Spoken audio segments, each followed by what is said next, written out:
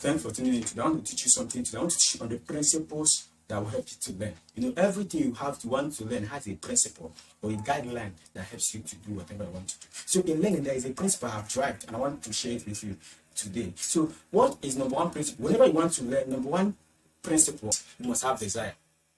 Anything you must learn, you must be something you have desire for. If you don't have the desire or passion for whatever you want to learn, you can't learn it effectively. That's why some people will start learning something because of the difficulty they encounter and they'll just leave it. So anything you are willing to learn, you must have the desire to learn it. Number two, you must actually make decisions. If you have desire to learn anything, you must make decisions to learn it. So you must have a conclusion that yes, I want to learn this. That's number three. Number three is dedication. Or we can actually put it to become action. Whatever you have desire for, you have decided to learn, you must actually dedicate yourself, put action into it. You know, whatever you talk about, put your talk to work, as my friend may say. So you must actually decide to start it and have the discipline to be dedicated to it. Number four is what we call concentration. In learning, concentration is very, very important because concentration filters you from what is not necessary. It's like focus. It makes you to become focused. That's another thing in learning. You have to become focused. Then number four is what we call what? Meditation. Meditation is like trying to replay what you have actually learned. Ask yourself question: am I understanding this thing I'm reading?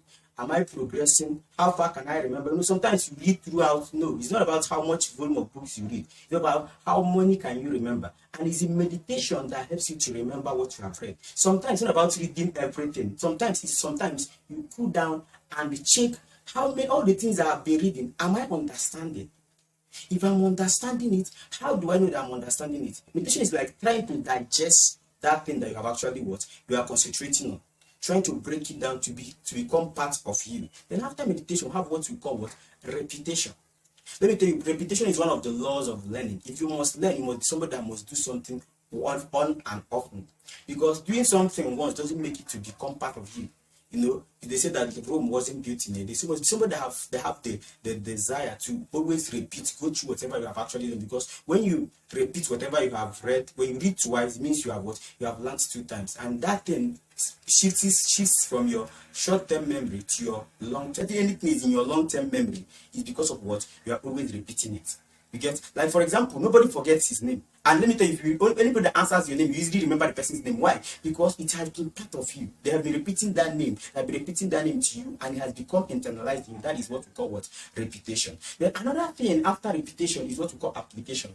The goal of all learning is not knowledge, but application. So if you can't apply that thing you have learned, look for, as you are learning that thing, you are repeating it, look for where you can apply it for. Maybe you learned a new word.